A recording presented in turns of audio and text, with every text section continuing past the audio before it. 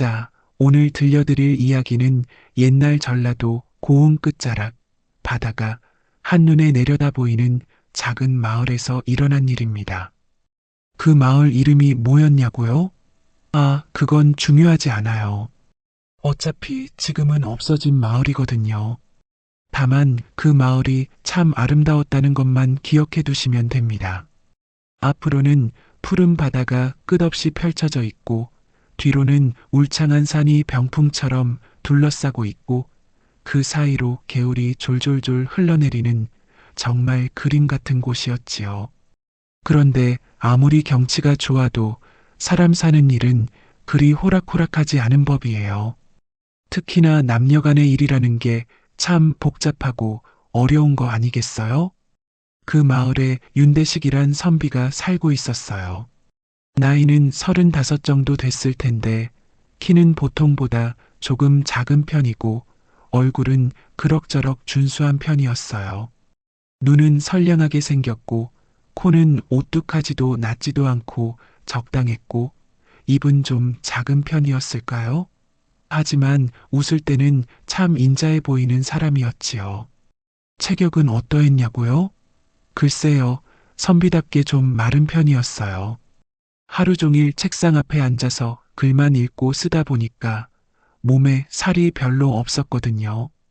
이대식 선비의 성품이 어떠했냐고요? 참 온화하고 착한 사람이었어요. 마을 사람들이 뭔 일이 있으면 찾아와서 편지도 써달라고 하고 관청에 낼 문서도 써달라고 하면 절대 거절하는 법이 없었거든요. 그러다 보니까 마을에서는 모르는 사람이 없을 정도로 인망이 높았지요. 아, 윤선비님이 그렇게 말씀하시면 틀림없겠네. 윤선비님 같은 분이 우리 마을에 계셔서 얼마나 든든한지 몰라. 저 양반 참 덕이 많아. 글도 잘 읽고 성품도 좋고 이런 소리를 자주 들었어요. 그래서 대식도 나름대로 자부심이 있었지요. 그런데 이대식 선비에게는 정말 예쁜 아내가 있었어요. 이름이 소양이었는데 이 여자가 참 고왔답니다. 키는 여자치고는 적당했고 허리는 정말 버들가지처럼 가늘었어요. 얼굴은 어떠했냐고요? 달덩이같이 하얗고 부드러웠지요. 눈은 물방울처럼 맑고 코는 오뚝하니 예쁘게 생겼고 입술은 앵두같이 빨갛고 탐스러웠어요. 머리카락은 까마귀 날개처럼 까맣고 윤이 났고 목은 백조처럼 길고 우아했지요. 소양의 성격은 어땠냐고요? 겉으로는 얌전하고 조용해 보였지만 속으로는 생각이 많은 여자였어요. 그리고 무엇보다도 정이 많았지요. 남편을 사랑하는 마음도 깊었고 집안일도 야무지게 잘했어요. 바느질도 솜씨가 좋았고 요리도 맛있게 했고 살림살이도 알뜰하게 꾸려나갔거든요. 소양이가 참 착한 애. 저런 며느리를 둔 윤선비가 부럽다. 얼굴도 예쁘고 성격도 좋고 살림도 잘하고 참 팔자 좋은 여자야. 동네 아주머니들이 이런 말을 자주 했을 정도였어요. 부부 금슬도 처음엔 정말 좋았지요.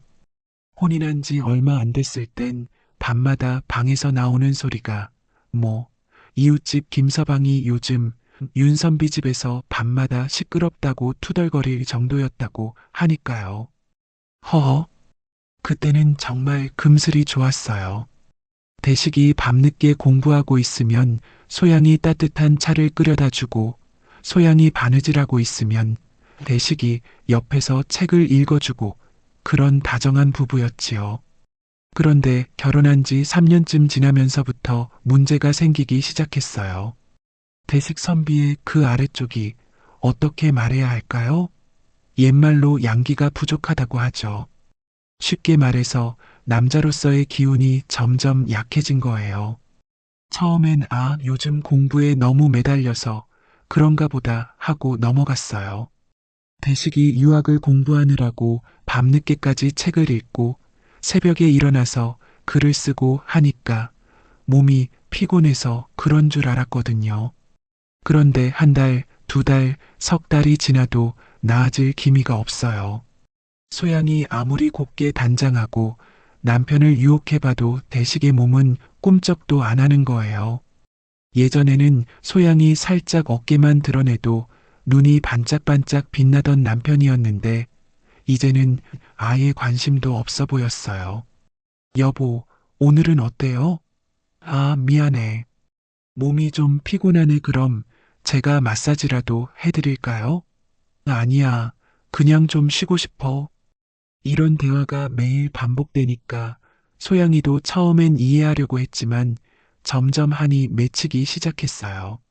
28 나이에 꽃다운 여자가 남편과 제대로 된 잠자리도 못 갖는다면 그게 얼마나 답답하고 서러운 일이겠어요. 밤에 잠자리에 누워서 천장을 바라보면서 소양은 생각했어요. 내가 뭔가 잘못했나? 아니면 예전만큼 예쁘지 않나? 아니면 내가 남편을 만족시켜주지 못하는 건가? 이런 생각들이 꼬리에 꼬리를 물고 이어지니까 잠도 제대로 오지 않았어요. 그러다 보니까 낮에도 멍하니 있는 시간이 많아졌고 집안일에도 집중이 안 되고 소양아, 요즘 왜 그래? 얼굴이 좀 어두워 보이네. 시어머니가 걱정스럽게 물어볼 정도였어요. 아니에요, 어머님. 그냥 좀 피곤해서요. 몸조리 잘해야 해. 아이도 가져야 하는데. 아이 얘기가 나오면 소양은 더욱 우울해졌어요. 이런 상황에서 아이는 무슨 아이예요? 사실 대식도 자기 문제를 모르는 게 아니었어요. 남자가 남자 노릇을 못한다는 게 얼마나 부끄럽고 서러운 일인지 누구보다 잘 알고 있었거든요. 혼자 있을 때면 거울을 보면서 한숨을 쉬곤 했어요. 이게 뭐 하는 짓인가? 아내한테도 미안하고 이런 식으로 계속 살 수는 없는데 친구들과 술을 마실 때도 마음이 편하지 않았어요. 친구들이 농담 삼아 하는 얘기들이 모두 자신에게는 상처가 되었거든요. 요즘 우리 마누라가 밤마다 달라붙어서 큰일이야, 허허, 그래도 그게 어디야. 나는 하도 귀찮아서 야야, 그런 소리 하지 마라.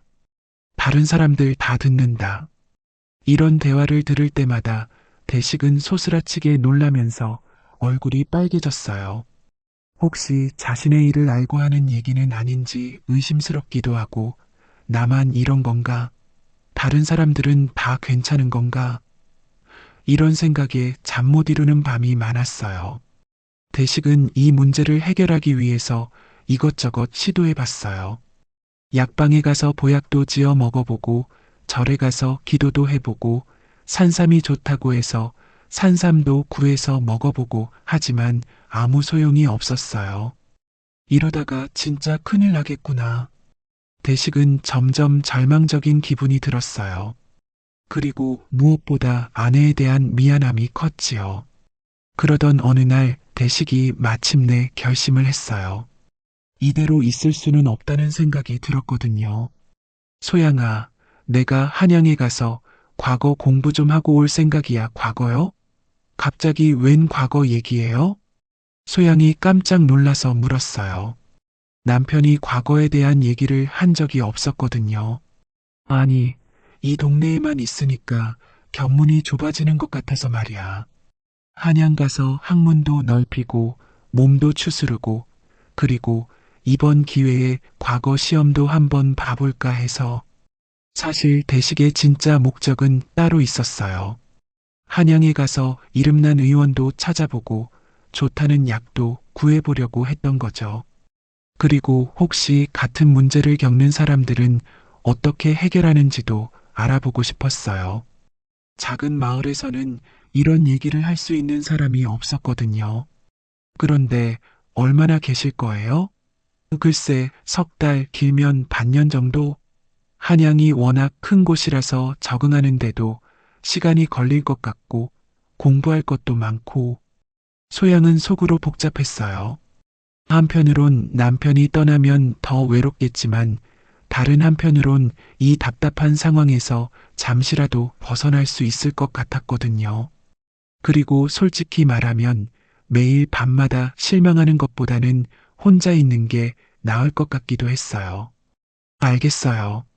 몸조리 잘하시고 공부도 열심히 하세요. 그런데 혼자 가시는 거예요? 응, 일단은 혼자 가볼 생각이야. 너까지 데리고 가면 짐도 많아지고 공부에 집중하기도 어려울 것 같고, 그럼 저는 친정에 가서 머물다 올 수도 있고, 그렇게 해서 대식의 한양행이 결정되었어요. 대식이 한양에 갈 준비를 하는 며칠 동안 소양은 복잡한 심정이었어요. 남편을 배웅해야 한다는 아내로서의 의무감과 혼자 남게 된다는 해방감이 동시에 들었거든요. 여보, 옷은 충분히 챙기셨어요? 응, 괜찮아. 너무 많이 가져가 봤자 짐만 늘어나 그래도 추우면 어떡해요. 두꺼운 옷도 하나 더 넣어드릴게요. 소양은 정성스럽게 남편의 짐을 챙겨주었어요. 옷까지는 물론이고 약도 챙겨주고 길에서 먹을 음식도 준비해주고 이것도 가져가세요. 몸이 안 좋을 때 드시라고 어머님이 주신 거예요. 그래. 고마워. 대식도 아내가 이렇게 챙겨주니까 고마우면서도 미안했어요. 자신 때문에 아내가 얼마나 답답했을지 모르거든요. 드디어 떠나는 날이 되었어요.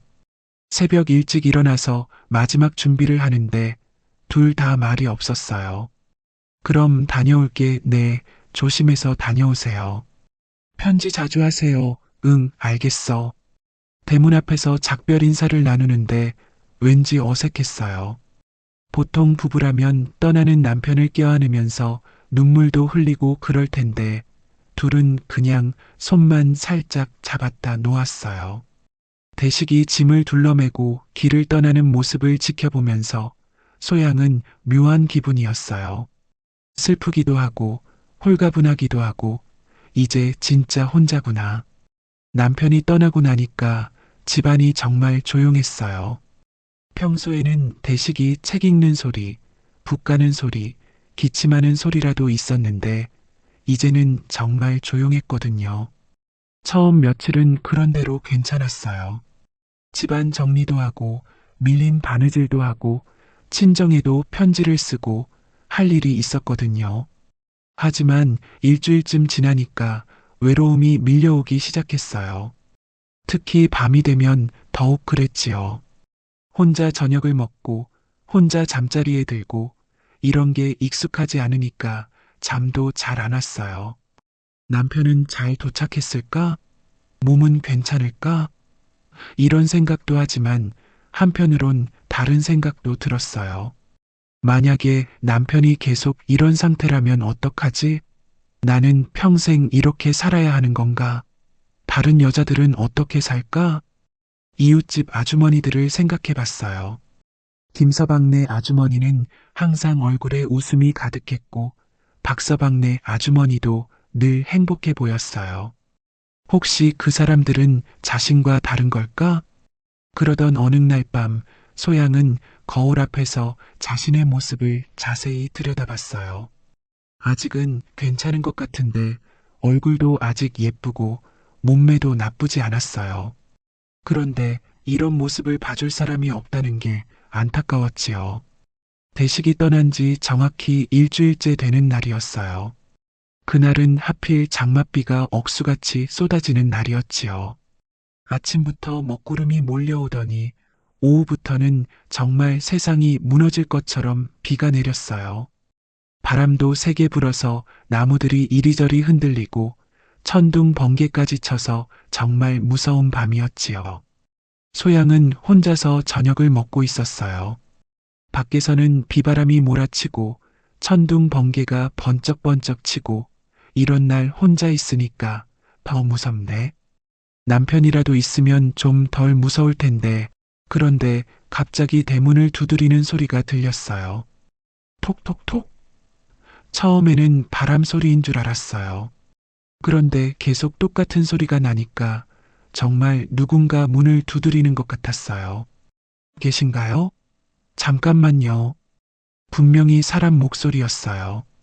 소양은 깜짝 놀라서 일어났어요.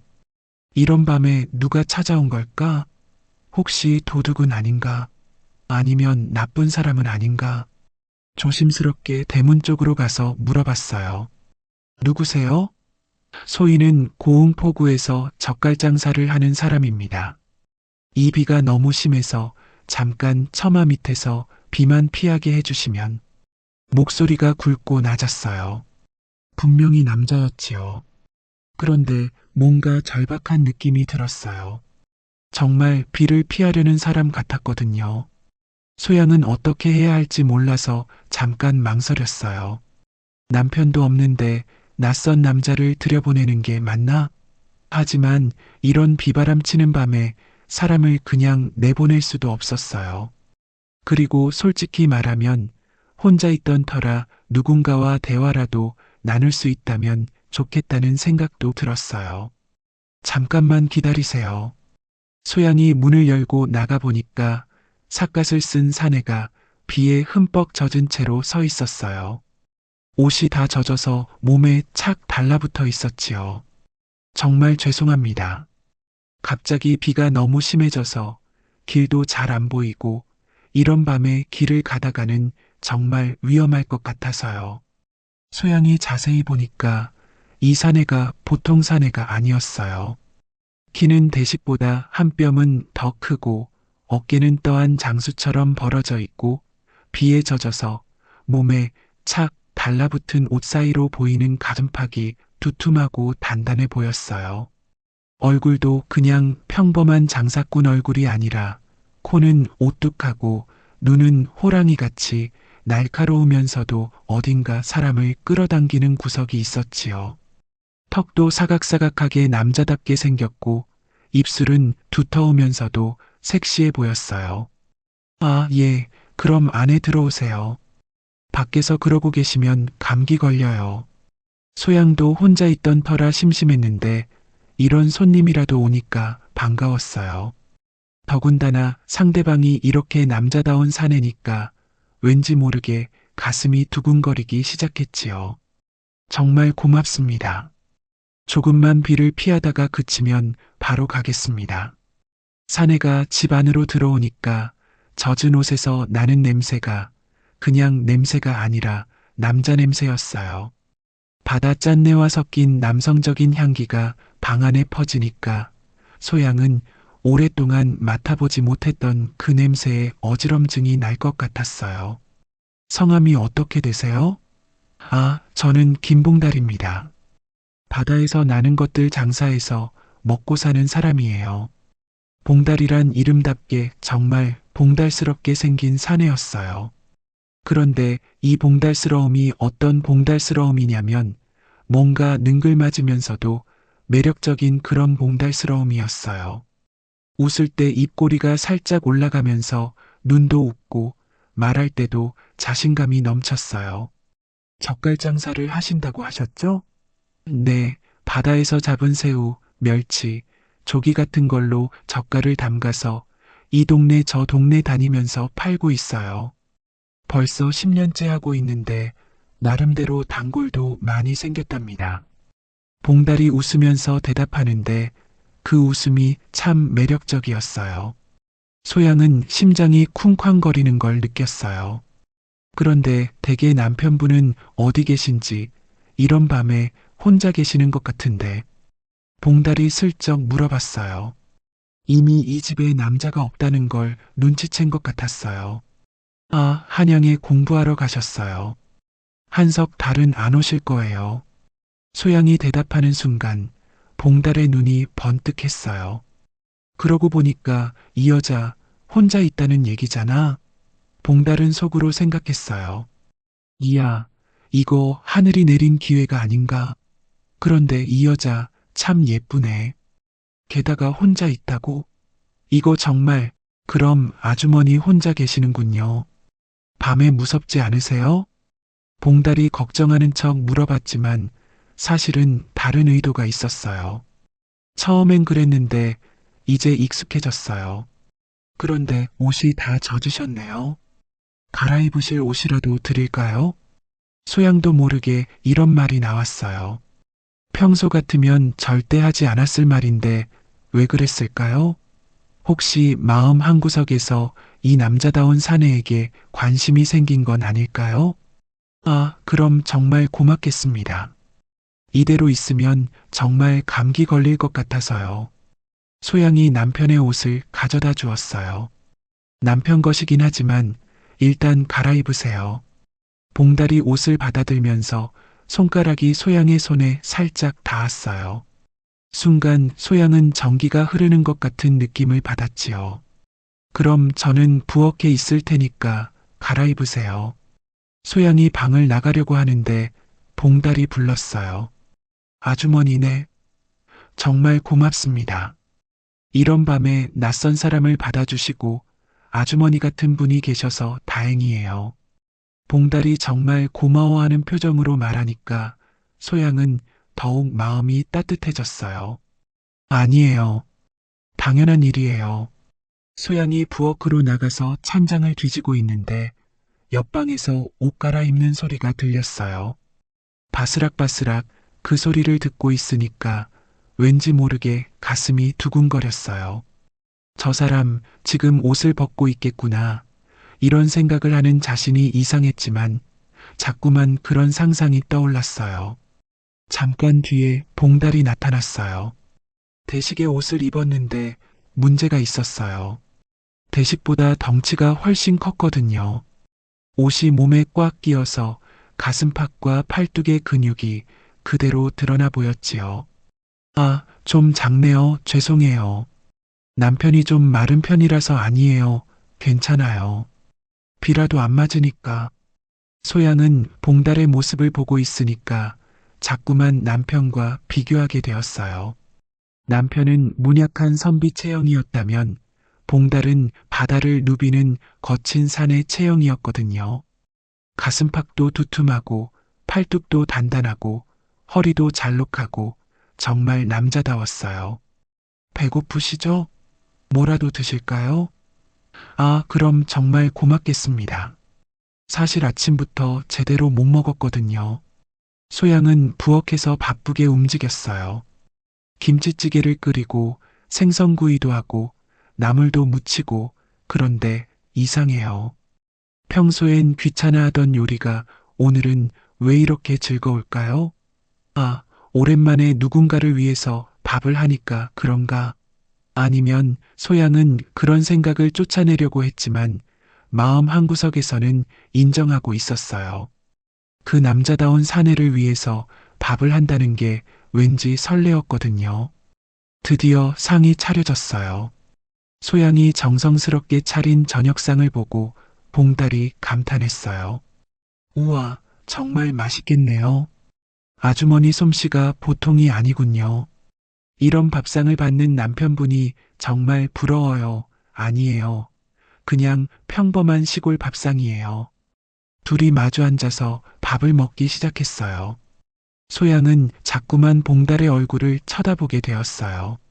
남편과는 완전히 다른 타입이었거든요. 남편은 조심조심 얌전하게 먹는 편이었는데 봉달은 시원시원하게 먹었어요. 김치찌개도 후후 불어가면서 맛있게 먹고 생선구이도 가시를 척척 발라가면서 먹고 정말 맛있네요. 오랜만에 이렇게 맛있는 밥을 먹어보는 것 같아요. 역시 집밥이 최고예요. 그래요? 다행이네요. 봉달이 밥을 먹는 모습도 남편과 달랐어요. 뭔가 남자다웠거든요. 혹시 술 한잔 하시겠어요? 아, 그럼 좋겠네요. 이런 비 오는 날에는 술이 제격이죠. 소양이 막걸리를 가져와서 봉달에게 따라 주었어요. 봉달도 소양의 잔에 따라주고 건배. 네, 건배요. 잔을 부딪히는 순간 두 사람의 눈이 마주쳤어요. 봉달의 눈이 반짝반짝 빛나고 있었지요. 술이 조금씩 들어가니까 분위기가 더욱 무르익었어요. 밖에서는 여전히 비가 주룩주룩 내리고 있었고 안에서는 두 사람이 마주 앉아서 술을 마시고 있었지요. 아주머니, 혹시 외롭지 않으세요? 예. 뭐가요? 소양이 깜짝 놀라서 물었어요. 아니, 남편분이 오래 계시지 않으니까 이런 큰 집에 혼자 계시면 외로우실 것 같아서요. 봉달이 의미심장하게 웃으면서 말했어요. 소양은 얼굴이 빨개졌어요. 그런 건 괜찮아요. 하지만 소양의 목소리는 떨리고 있었어요. 사실 정말 외로웠거든요. 그런데 아주머니는 나이가 어떻게 되세요? 아직 젊어 보이시는데 30, 아니 28이에요. 소양이 나이를 말하면서 더욱 얼굴이 빨개졌어요. 아, 저보다 1살 어리시네요. 저는 29이거든요. 봉달이 웃음을 띠면서 말했어요. 그런데 아주머니, 결혼하신 지는 얼마나 되셨어요? 3년 됐어요. 아직 아이는 없으시고? 이 질문에 소양은 잠깐 말을 못했어요. 그러다가 작은 목소리로 대답했어요. 네, 아직.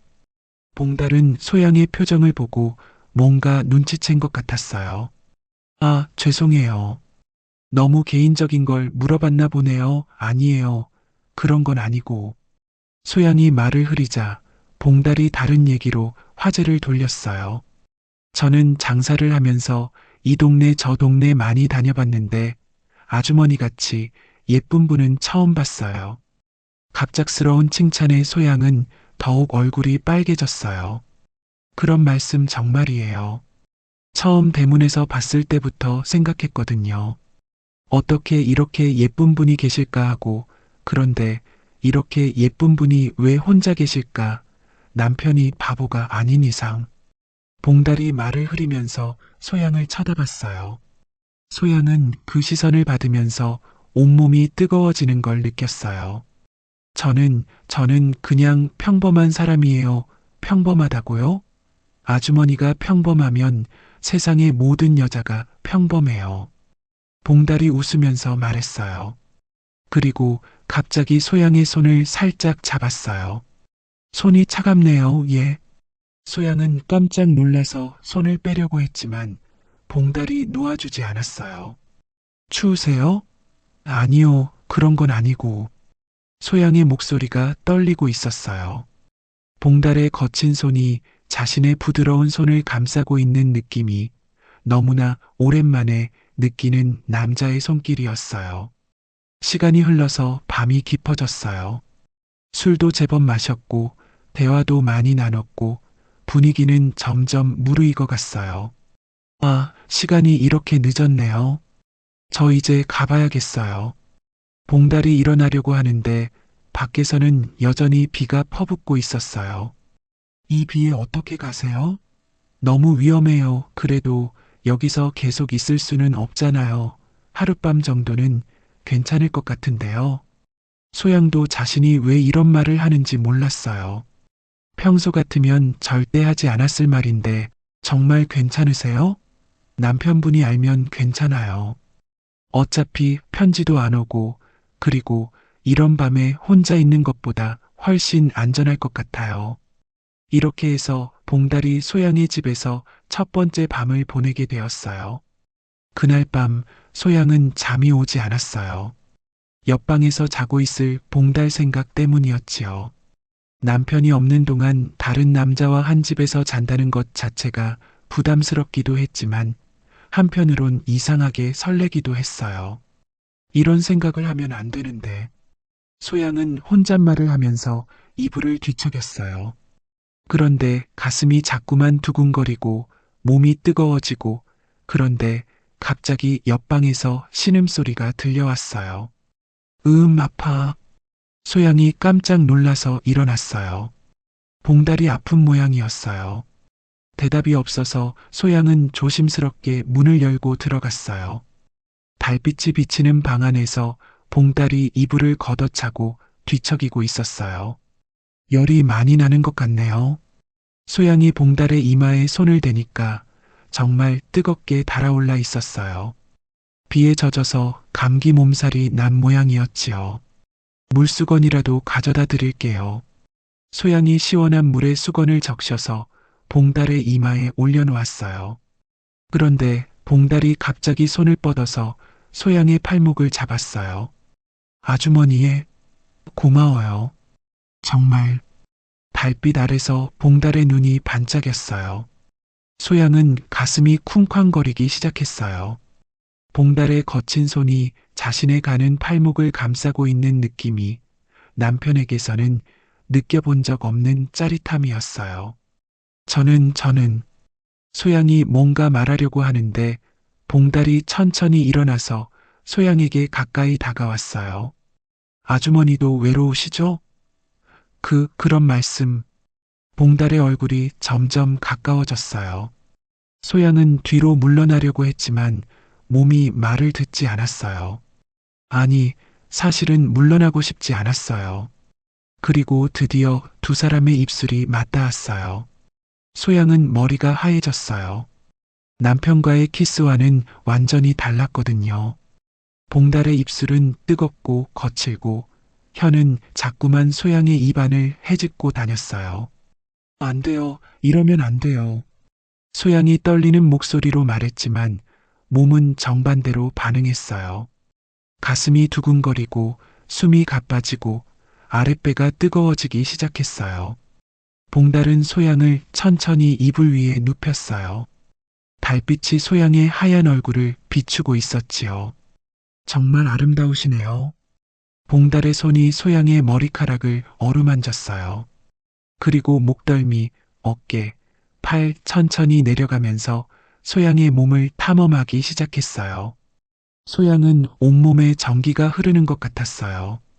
남편과 함께 있을 때는 이런 기분을 느껴본 적이 없었거든요. 몸이 저절로 달아오르고 숨소리가 거칠어지고 허리가 저절로 움틀거렸어요. 아주머니, 정말 예뻐요. 봉달의 속삭임에 소양은 더욱 몸이 달아올랐어요. 남편에게서는 들어본 적 없는 말이었거든요. 소양의 옷이 하나씩 벗겨질 때마다 봉달의 눈빛은 더욱 뜨거워졌어요. 그리고 소양도 봉달의 옷을 벗기기 시작했어요. 봉달의 몸은 정말 남자다웠어요. 넓은 어깨, 두툼한 가슴, 단단한 배, 소양은 이런 몸을 본 적이 없었어요. 그리고 마침내 두 사람의 몸이 하나가 되는 순간이 왔어요. 소양은 이 세상 것이 아닌 느낌을 경험했어요. 몸이 떠오르는 것 같기도 하고, 녹아내리는 것 같기도 하고, 남편과는 완전히 다른 경험이었어요. 아, 소양의 신음소리가 방 안에 울려 퍼졌어요. 봉달도 거친 숨소리를 내면서 소양을 끌어안았어요. 시간이 얼마나 흘렀는지 몰랐어요. 두 사람은 서로를 탐하고 안고 사랑했어요. 그리고 모든 게 끝났을 때 소양은 봉달의 품에 안겨서 울기 시작했어요. 제가 무슨 짓을 한 거죠? 후회해요? 모르겠어요. 후회해야 하는 건지, 하지만 이렇게 행복한 기분은 처음이에요. 소양은 정말 모르겠었어요. 분명히 잘못된 일이었지만 이렇게 행복한 기분은 처음이었거든요. 그 이후로 소양과 봉달은 마치 진짜 부부처럼 지냈어요. 봉달은 비가 계속 와서 길이 막혔다고 핑계를 대면서 계속 머물렀고 소양도 그를 보내고 싶지 않았어요. 아침에 일어나면 소양이 밥을 해주고 봉달은 집 주변 일을 도와주고 낮에는 함께 밭일도 하고 장에도 나가고 저녁에는 함께 밥을 먹고 이야기를 나누고 그리고 밤이 되면 오늘도 행복했어요. 소양이 봉달의 품에 안겨서 말했어요. 저도요. 이런 생활이 계속됐으면 좋겠어요. 정말요? 정말이에요. 하지만 둘 다 알고 있었어요. 이런 생활이 계속될 수는 없다는 것을. 며칠이 지나면서 문제가 생기기 시작했어요. 마을 사람들이 눈치채기 시작한 거예요. 저기 윤선비 집에 남자가 드나든다던데? 정말? 선비님은 한양에 가셨는데? 그게 말이야 젓갈장수라고 하던데. 마을 아주머니들의 수군거림이 점점 커졌어요. 에이, 설마 그럴 리가. 소양이가 그런 애가 아닌데 그래도 혼자 있으면 외롭잖아. 그리고 상대방이 남자라면. 소양도 이런 소문을 들었어요. 장에 나갔다가 아주머니들이 수군거리는 소리를 들은 거예요. 집에 돌아와서 봉달에게 말했어요. 봉달 씨, 사람들이 이상하게 생각하는 것 같아요. 뭘 이상하게 생각해요? 우리가 이렇게 함께 있는 걸. 소양의 얼굴이 어두워졌어요. 걱정 마세요. 저야 원래 떠돌이 생활하는 사람이라 상관없어요. 그래도 아주머니만 괜찮으면 돼요. 하지만 소양은 점점 부담을 느끼기 시작했어요. 그러던 어느 날 정말로 충격적인 일이 일어났어요. 대식에게서 편지가 온 거예요. 편지를 받은 소양은 손이 떨렸어요. 봉달과 함께 있는 동안에는 남편 생각을 잊고 지냈는데 편지를 받으니까 현실이 확 다가왔거든요. 소양아, 나 곧 돌아간다. 보름 뒤쯤 될 것 같다. 그동안 잘 지냈나? 몸조리 잘하고 있어라. 좋은 소식도 가지고 갈 테니까 기대해라. 편지를 읽은 소양은 얼굴이 하얘졌어요. 드디어 현실로 돌아올 때가 온 거예요. 봉달 씨, 소양이 떨리는 목소리로 봉달을 불렀어요. 왜요? 얼굴이 왜 그래요? 봉달이 소양의 표정을 보고 놀랐어요. 남편이 보름 뒤에 돌아온대요. 소양이 편지를 봉달에게 보여줬어요. 봉달도 편지를 읽어보더니 한숨을 쉬었어요. 그렇군요. 그럼 이제 정말로 헤어져야겠네요. 네, 그래야죠. 남편이 돌아온다는 소식을 들었지만 소양과 봉달은 쉽게 헤어지지 못했어요. 아직 보름이나 남았으니까 조금 더 함께 있을 수 있다고 생각했거든요. 그 보름 동안 두 사람은 정말 불타는 것 같은 사랑을 나누었어요. 마치 마지막인 것처럼 하루하루를 소중히 여겼어요. 드디어 봉달이 떠나야 할 시간이 왔어요. 남편이 돌아오기 이틀 전이었지요. 정말 가야 해요? 소양이 마지막으로 매달려 봤어요. 그럴 수밖에 없잖아요. 남편분이 돌아오시는데 그래도 소양의 눈에서 눈물이 흘러내렸어요. 울지 마세요. 이렇게 아름다운 기억을 간직할 수 있는 것만으로도 감사해요. 봉달도 눈물을 글썽였어요. 봉달 씨, 저 사랑해요. 소양이 처음으로 사랑한다는 말을 했어요. 저도 사랑해요. 정말로. 그렇게 봉달은 짐을 챙겨서 집을 떠났어요. 이틀 뒤 정말로 대식이 돌아왔어요. 그런데 모습이 많이 달라져 있었어요. 살은 빠졌지만 얼굴색은 좋아져 있었고 걸음걸이도 힘이 있어 보였어요. 무엇보다 눈에 자신감이 생긴 것 같았어요. 소양아, 나 돌아왔다. 대식이 큰 소리로 말했어요. 예전의 대식과는 다른 모습이었지요. 어서 오세요. 수고 많으셨어요. 소양은 남편을 반겼지만 마음은 복잡했어요. 몇 일 전까지 다른 남자와 함께 있었는데 이제 남편을 맞이해야 한다니 한영은 어떠셨어요? 아, 정말 좋더라. 많은 걸 배우고 왔어. 그런데 나 이번에 정말 좋은 걸 구해왔어. 대식이 보따리에서 뭔가를 꺼냈어요. 빨간 열매 같은 것이었어요. 이게 뭐예요? 이게 남자한테 아주 좋은 약이야. 대식이 쑥스럽게 웃으면서 설명했어요.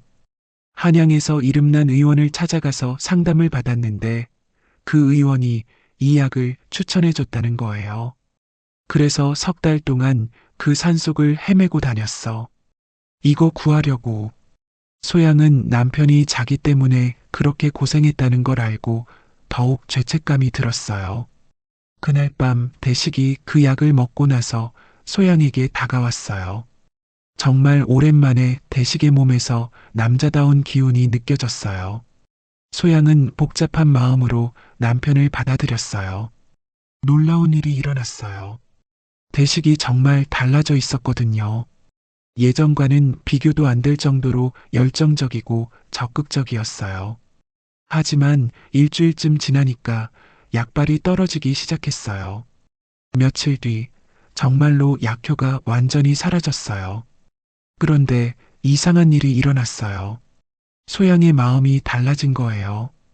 봉달과의 경험을 통해서 깨달은 게 있었거든요. 어느 날 소양이 우연히 봉달을 다시 만났어요. 하지만 며칠 뒤 충격적인 소식을 들었어요. 그 사람이 이 동네 저 동네 다니면서 부인들을 꿰더라더라. 소양은 충격을 받았어요. 자신만 특별한 줄 알았는데 봉달에게는 그저 여러 여자 중 하나였던 거예요.